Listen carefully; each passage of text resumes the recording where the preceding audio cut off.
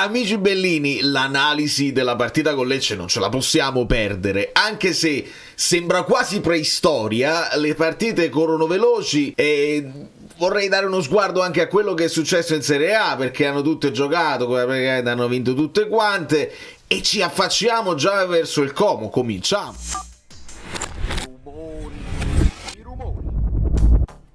Purtroppo senza conferenza. Non sono convinto che sia una buona idea, ma voglio sentire anche il vostro parere. Do il benvenuto a Brillantina Provitera Massimo e a tutti i nuovi iscritti. Grazie infinite per il vostro supporto, grazie per quelli che decidono di abbonarsi. Lo dico perché un amico, Emanuele, mi ha detto ma tu non lo dici mai, ecco perché la gente, tu meriteresti. E grazie infinite, a me bastano anche semplicemente dei like che smuovono l'algoritmo. E sono prontissimo col cavetto per vorrei andare direttamente agli screenshot, non sono molti, però possiamo a questo punto dare uno sguardo alle altre squadre, perché la Juventus ha vinto, l'Inter ha vinto, insomma, piano piano spostandosi. No, I Have a Dream, questo è l'altro video, possiamo togliere da mezzo.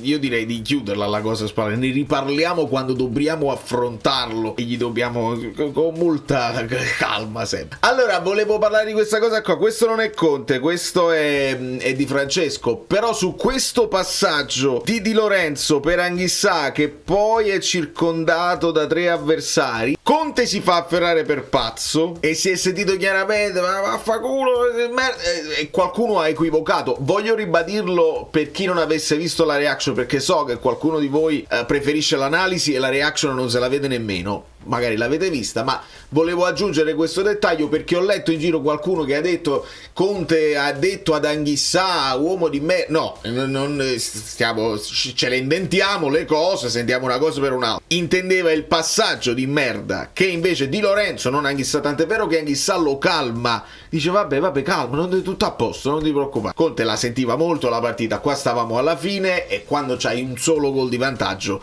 non ti senti sicuro, e quindi Conte gli dice proprio, dice se poi devi mettere in difficoltà un compagno, faccio una parafrasi, buttala in avanti e vaffanculo, nel senso non è che l'ha mandato a fanculo così.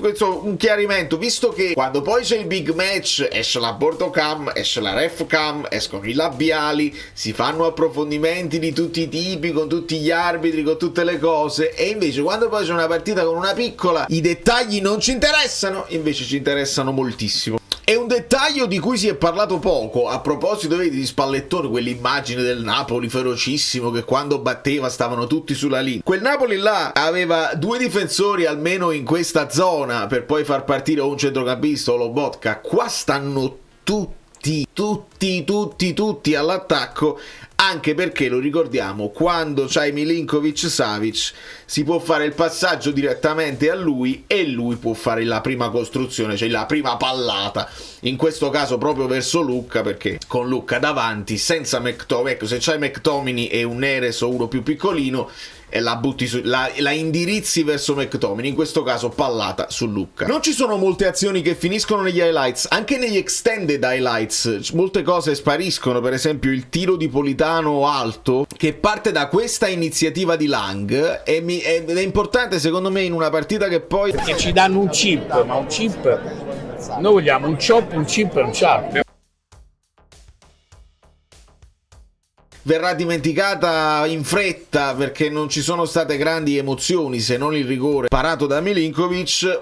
Le cose che cominciamo a vedere da Lang sono importanti secondo me sottolinearle, e ci tengo anche a riabilitare un po' la prestazione di Gilmour. In reaction sono stato un po' duro, rivedendo ha fatto molte cose interessanti. Qua Lang vede il movimento di un Olivera che ovviamente, come richiesta di Conte, fa il terzino interno, quindi la sovrapposizione interna su Lang, e qua gli dà una bella palla all'olandese, l'Olivera la mette in mezzo bene, la mancanza di McTominay si sente, però Elmas è andato a riempire l'area, è andato a prendere quella zona di campo. Lucca verso il primo palo, lo vediamo qui, Elmas al centro, sta arrivando Anghissà, manca in questo caso un Di Lorenzo e manca Politano che poi arriverà. Il cross di Olivera viene smanacciato a terra da Falcone e Politano la tirerà alta, la deve alzare quella palla perché c'è un intervento di un difensore, penso Gallo, Gasparri, insomma qualcuno che interviene in scivolata, quindi per scavalcare il difensore la alza troppo. Un'altra occasione Olivera è il grande protagonista, e poi vediamo pure la caviglia che si stava spezzando. In questo caso la para tra le gambe Falcone in qualche modo, quindi Olivera è bene che ci sia arrivato, che noi parliamo sempre di terzino bloccato che non pa, invece no, ci è arrivato. Poi gli manca quella qualità dell'ultimo passaggio perfetto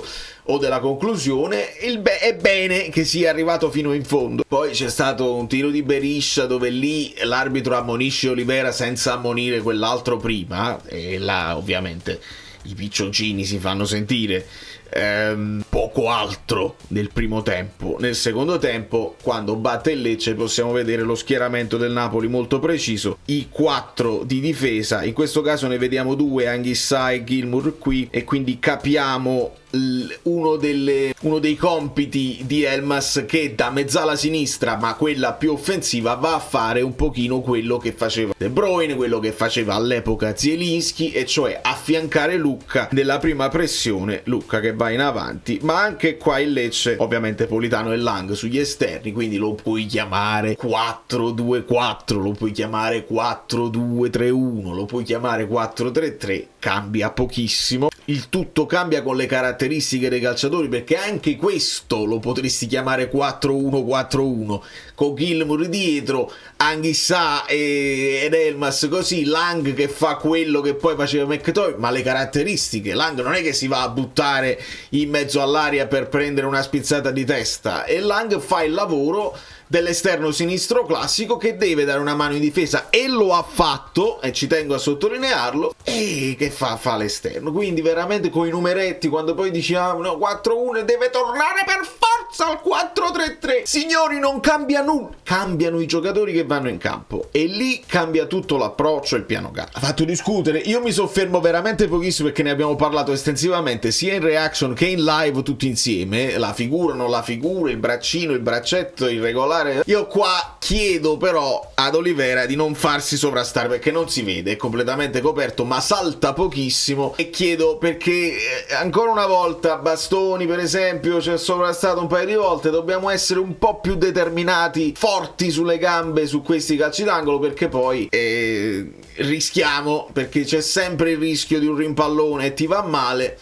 E qua, forza ragazzi sugli accoppiamenti e sui duelli. E poi si passa direttamente a quello, perché è inutile che vi faccio vedere. Era fallo su Gilmour, cioè stanno provando, oramai abbiamo scavallato quello che è nel racconto del calcio, sto leggendo veramente la qualunque, vi inventate le cose, voi che ripetete le cose false più volte, non è che poi diventano vere. Adesso avete aggiunto che il fallo su Gilmour che porta alla punizione di Neres, che porta al gol di Anghissà, non era fallo, e smettetela che diventate veramente ridicoli, è un consiglio mio, cioè avete una buona squadra, si può lottare fino alla fine, smettetela di fare i chiagnazzari, smettete. Questo non, qualcuno ha detto arancione, ma perlomeno cartellino giallo lo devi dare, per l'imprudenza, per la pericolosità del fallo. Sei molto in ritardo, mi interessa poco che è il 7° minuto, qua hai rischiato, non dico di spezzargliela, ma si gonfia la caviglia, tant'è vero che non ho idea perché non ci sarà conferenza, ma non lo so,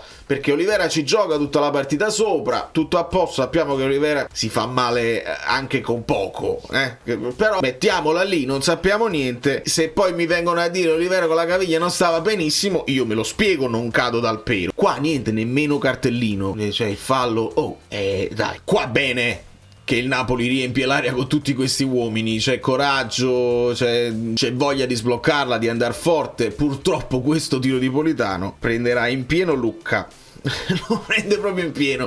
In molti tiri, lo ricordiamo, spesso McTominay è in traiettoria, perché McTominay sta sempre lì vicino alla porta e si deve o abbassare o saltare. In questo caso viene colpito in pieno Lucca e non c'è niente da fare. D'altra parte Lucca non ha fatto nemmeno una partita schifosa, cioè veramente ci sono delle cose in cui può ancora migliorare nel controllo di palla, però è riuscito a fare qualche volta la smistata, è riuscito a coprirsi dagli avversari, a coprir palle, a girarsi. In questo caso era proprio un'occasione, se non sbaglio lui ha fatto proprio un gol simile, solo che non riesce.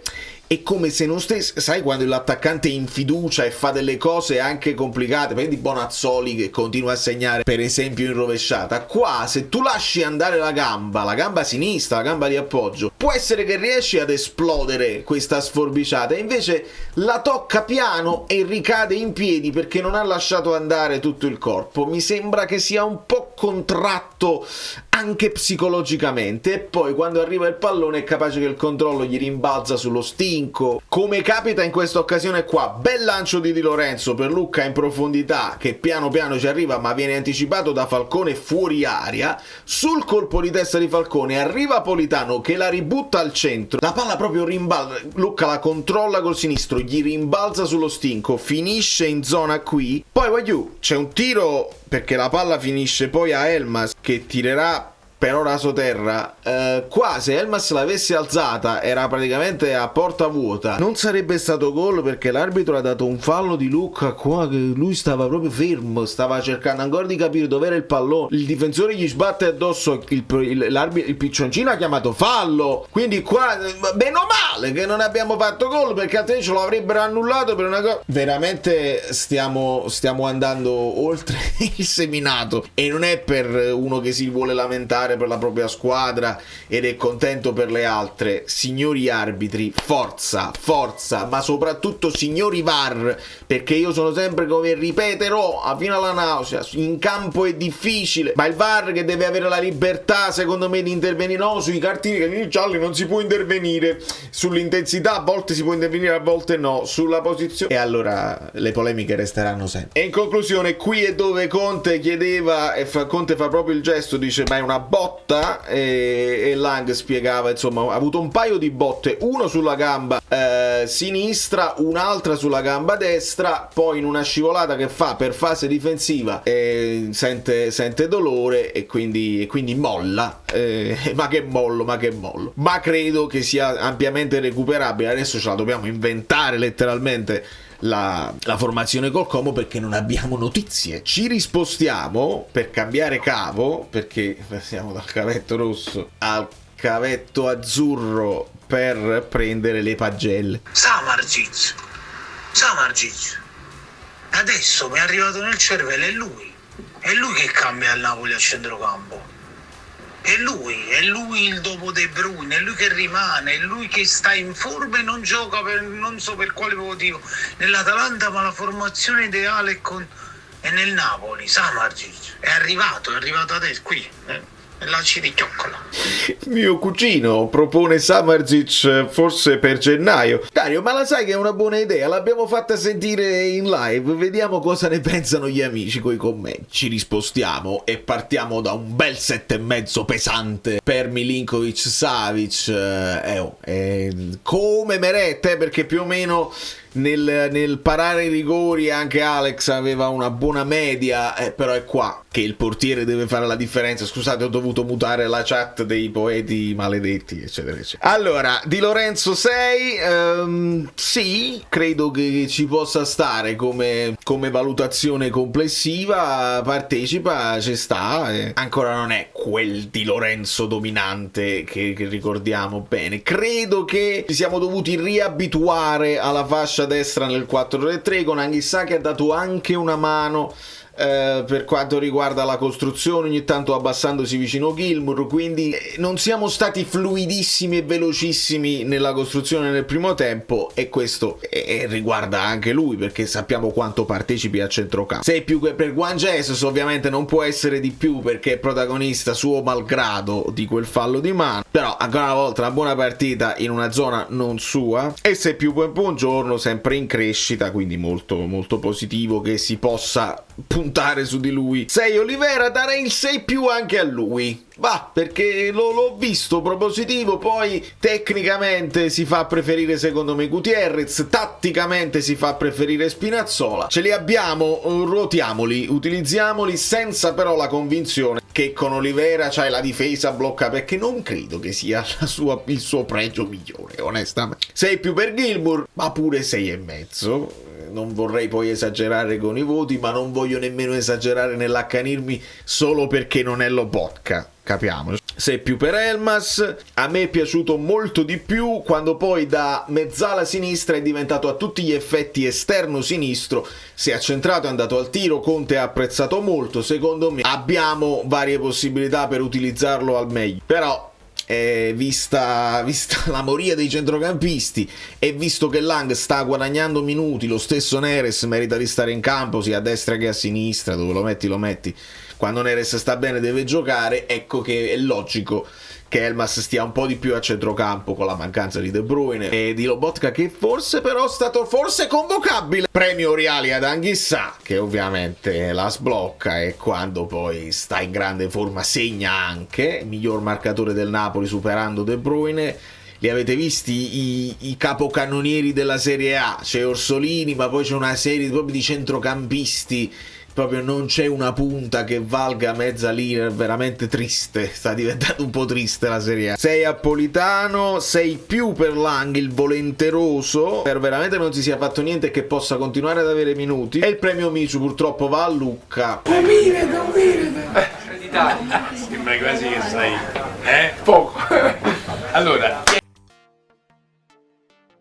e addirittura Andrea, qualcuno c'è sempre qualcuno esagera, 7, esagera 3, pure esagera, ma è da lì che esce poi un voto più logico, e che è il 5 più, che può essere un 6 meno. Io mi rendo conto che vogliamo di più anche per il prezzo del cartellino che c'ha addosso, ma Napoli non è l'Udinese e adesso che è tornato Højlund non credo che abbiamo dubbi. 6,5 Neres, assist per lui, impatta bene sulla partita. 6,5 Spinazzola, sempre dove lo metti sta ed ha sempre grande qualità. 6 più per McTominay, che entra per metterci il fisico, ricordiamo tutto quei minuti spesi sul calcio d'angolo proteggendo il pallone. E 6 per Højlund, bello averlo rivisto in campo. 6,5 per Gutierrez, è piaciuto l'impatto di Gutierrez anche a me.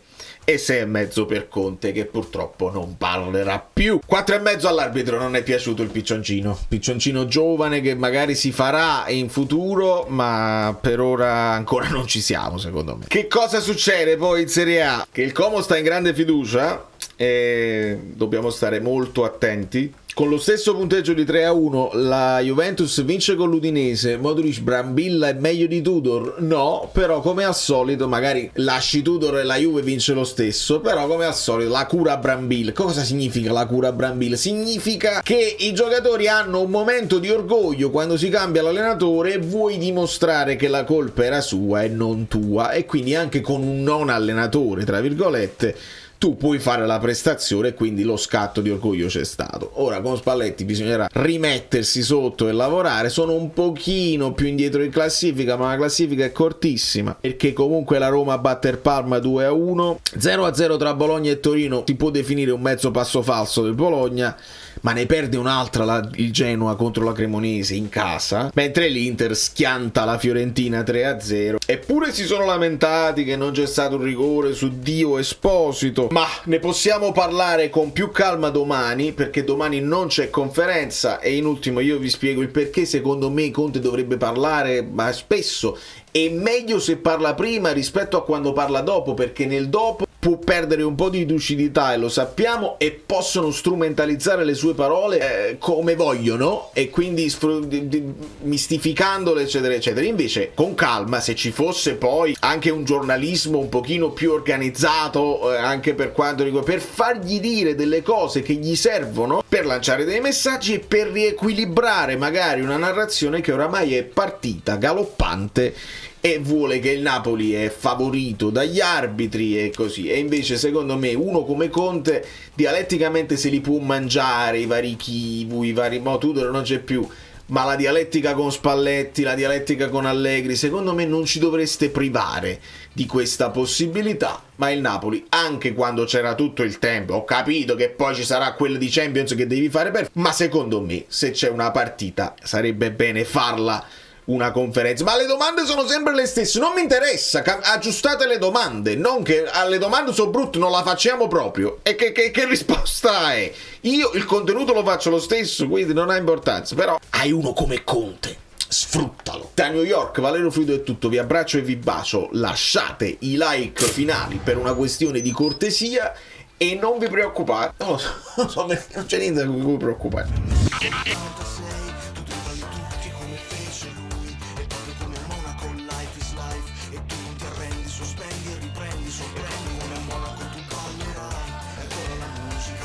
Tutti come la grande mela che non dorme mai, il frutto delle scelte di una vita che racconta.